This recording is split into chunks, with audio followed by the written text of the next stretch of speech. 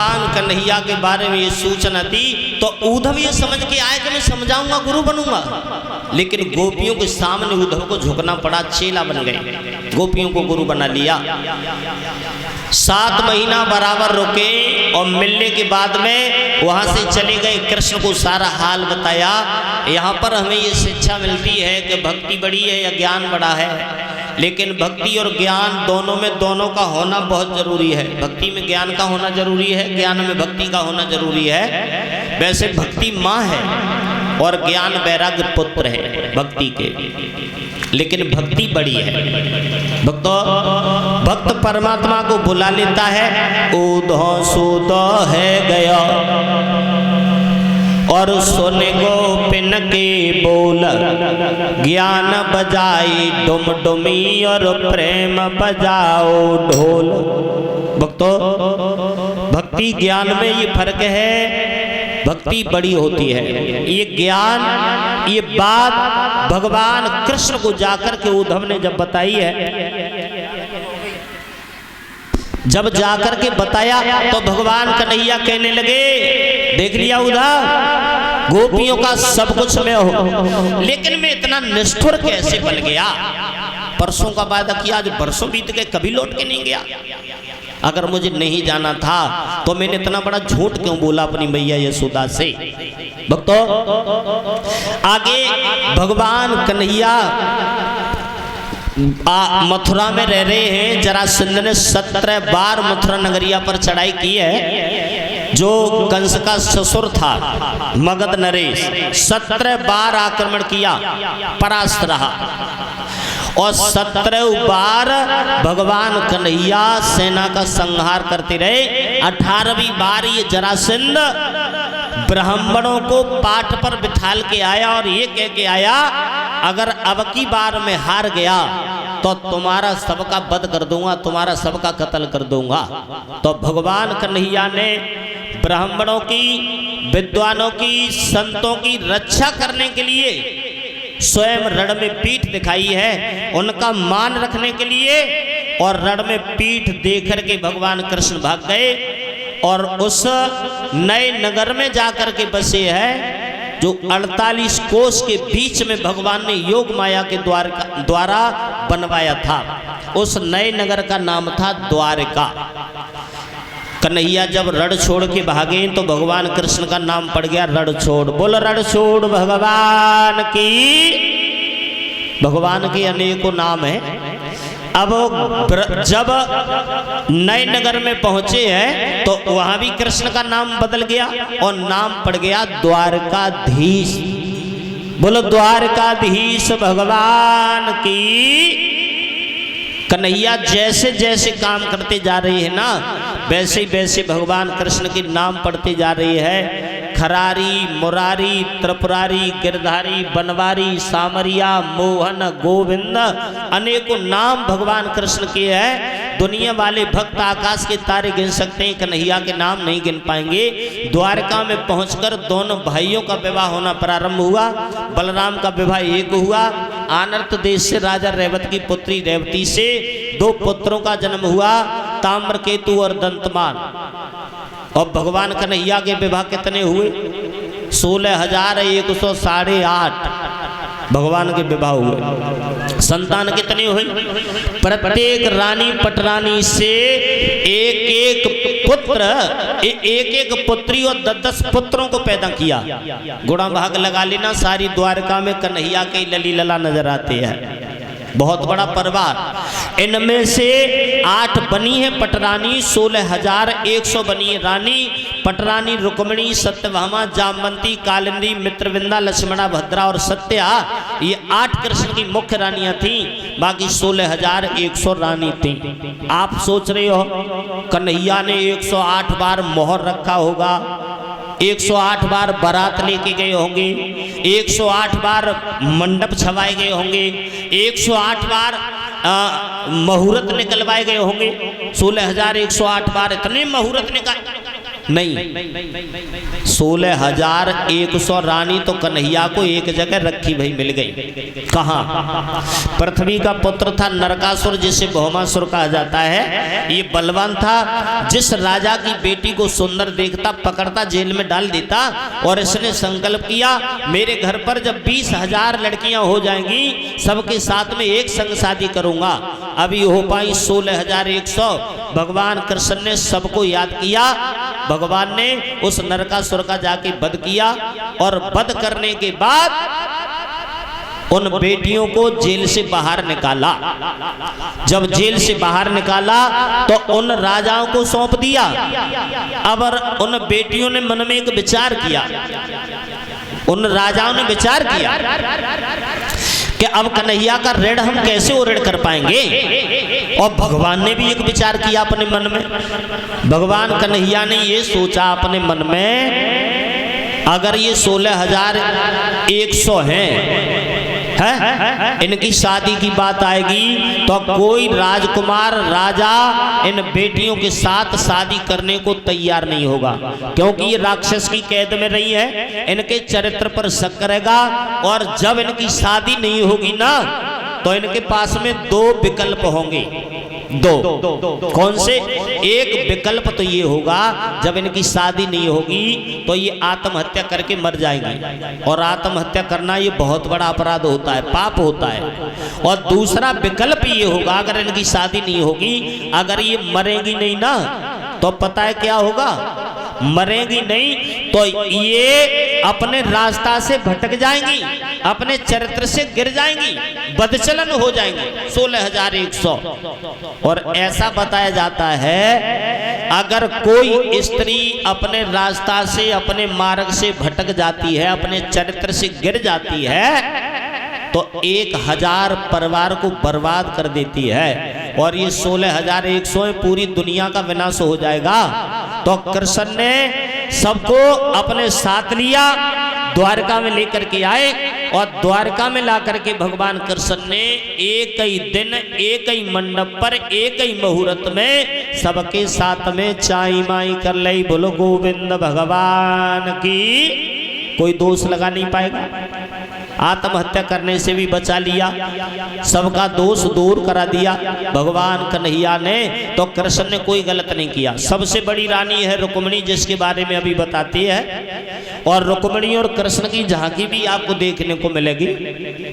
कन्हैया और रुक्मिणी की झांकी भी आपको देखने के लिए मिलेगी। तो भक्तों, सुखदेव जी बताने लगे हैं राजा परीक्षित के लिए, राजन आज जो रुक्मिणी है ना, ये कुंडनपुर के भीष्मक की बेटी है। और नारद ने इसका नाम रखा था।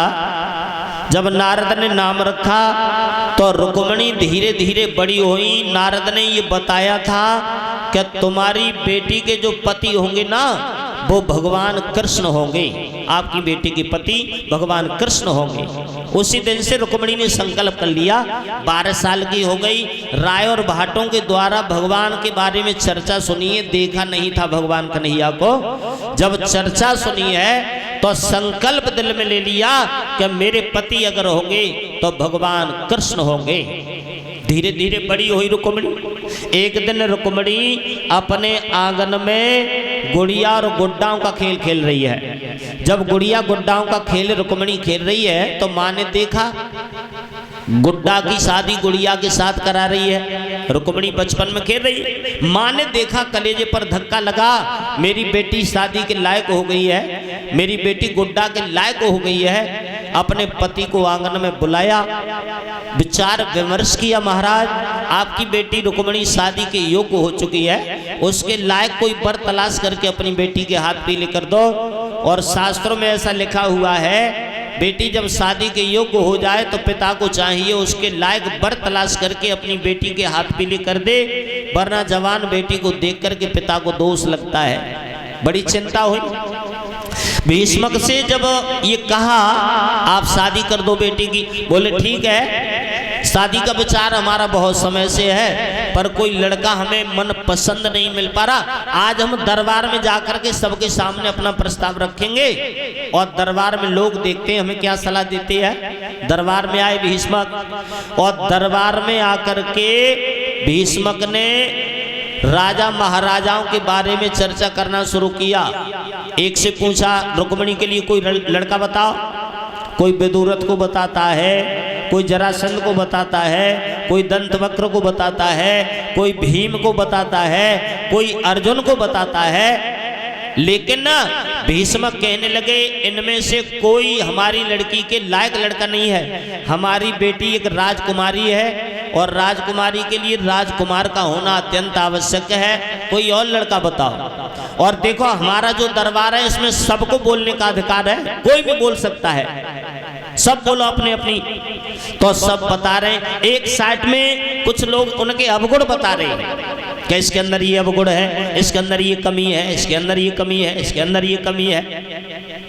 रुकुम उठ करके खड़ा हो गया। पिताजी हम बताएं आपको लड़का? हाँ बताओ। चंदेरी नरेश सुषपाल नाम है, दमघोष का पुत्र, रिश्ता मेरा साला लगता है, कैसा रहेगा मेरी बहन के लिए?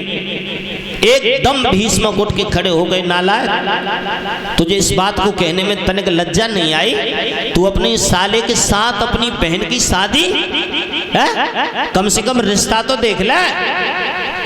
तो एकदम रुकुम कहने लगा पिताजी अगर ऐसे रिश्ता देखे जाएंगे तो शादी व्यवहार बंद हो जाएंगे। सुंदर है, बलवान है, पैसे वाला है, दिल वाला है, उसके साथ शादी करो, कौन सी आपत्ति है?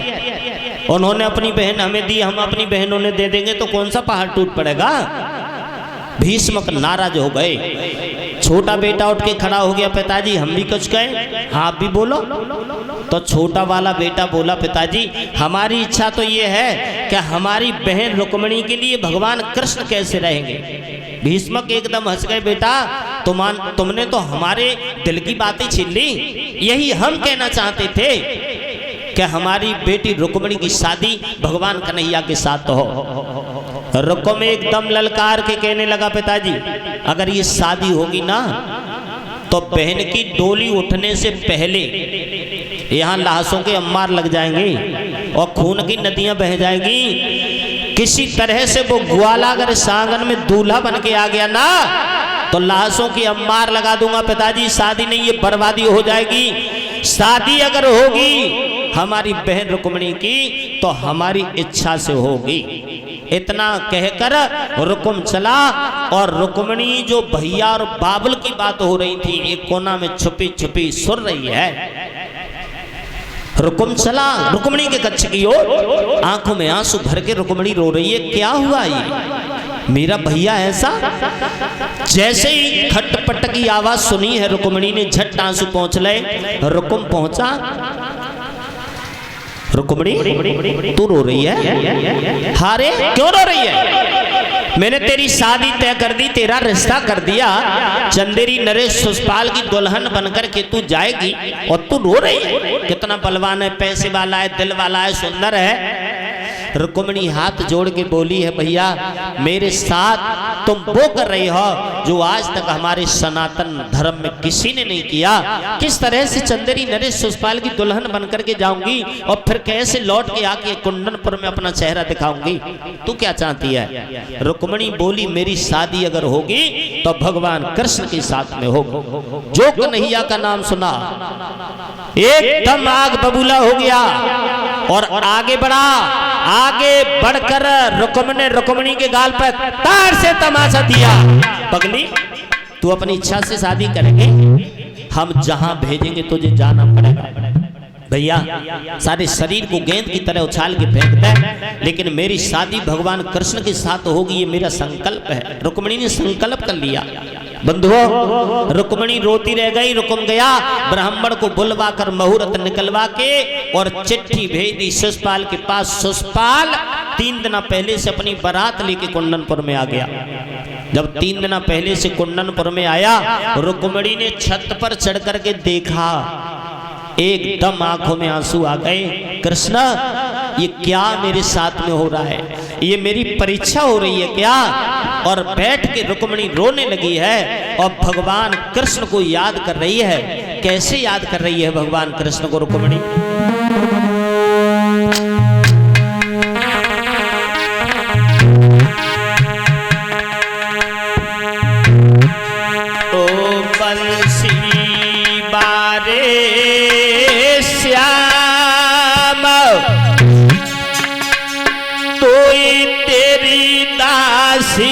रही थी बुलाई रे,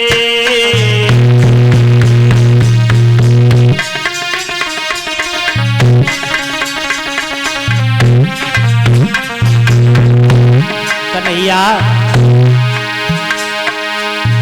ओ बंसी वाले कृष्ण तो तेरी दासी रही थी बुलाई रे। और आओगे नहीं श्याम रुक्मिणी बिलखी बिलखी मर जाई रे।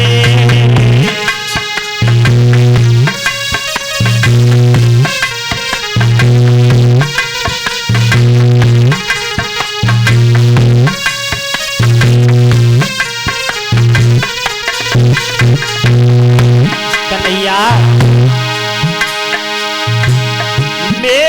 भैया साले से मेरी शादी रो रचाई रे।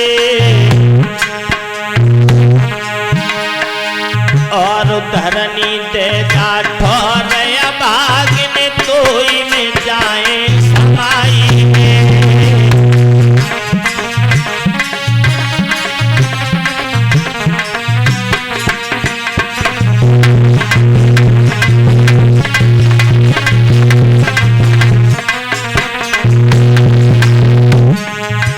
साथ वो हो रहा है जो आज तक हमारे हिंदू धर्म में किसी के साथ नहीं हुआ। कन्हैया रुक्मिणी रोए रोए लिख रही पाती रे, ऐसी मन में आती रुक्मिणी रोए रोए लिख रही पाती रे, ऐसी मन में आती रुक्मिणी।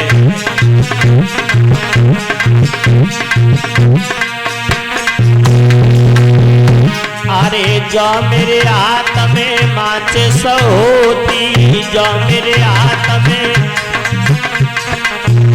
बोला करें ताली के साथ गाया करो। सादा गीत है वैसे तो फिर गाओगे समझ में ना आए तो पीछे से वैसे ही रहने कर दई। भाव कुभाव अलख आलस हो और नाम जपत मंगल दिस दस हो। भाव से कुभाव से उल्टा सीधा उठते बैठते खाते पीते चलते फिरते सोते जागते जैसे आए गाया करो। जो मेरे पास में माचिस होती, जो मेरे पास में वे तो आग लगाए के आती, ऐसी आती मैं तो आग लगाए के मर जाती।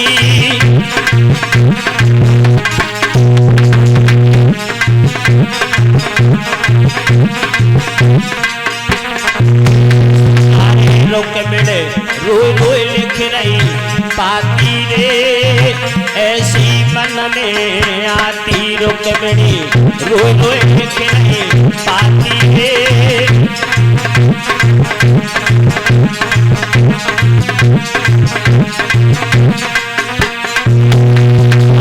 जो मेरे पास में कुआं हो तो मेरे पास में मैं तो पानी में डूब के मर जाती, ऐसी मन में आती तो पानी में डूब के मर जाती।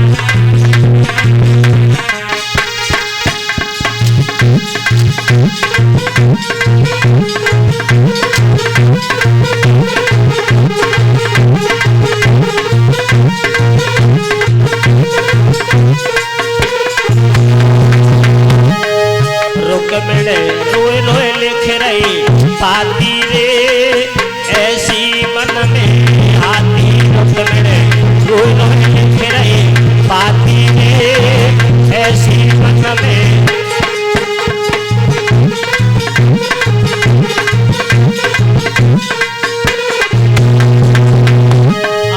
जो मेरे पास में रस्सी होती, जो मेरे पास में,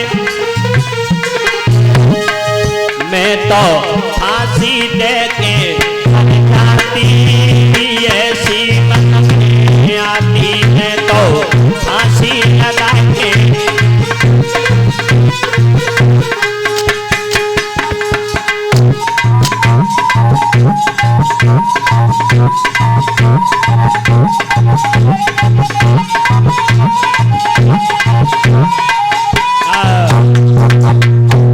भगवान कृष्ण को याद कर रही है रुक्मिणी, और जब रो रही है तो रुक्मिणी को रोते हुए देखकर एक सुदेव नाम के ब्राह्मण वहां से चले जा रहे थे।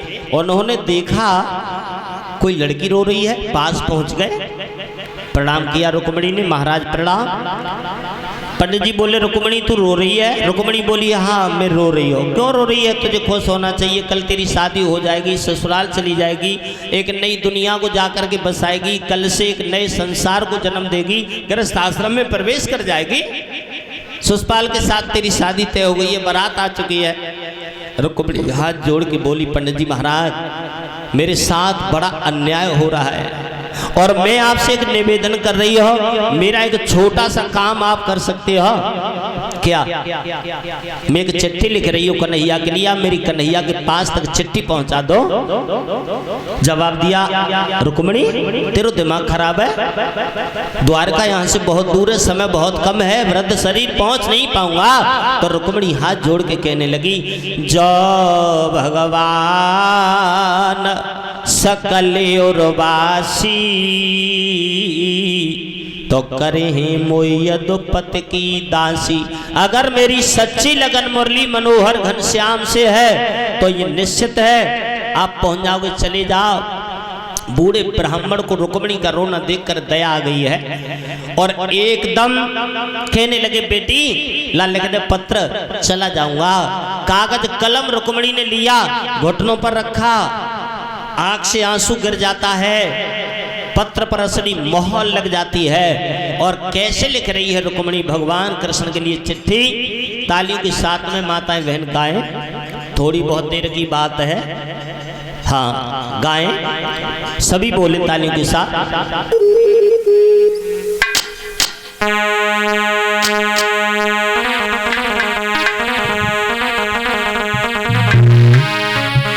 अब खतो लिखे रुक्मिणी नारे मेरी सोदे ले लो बंसी बारे। गाओ बोलो। अब खत लिखे रुक्मिणी नारे मेरी सोदे ले लो बंसी बारे।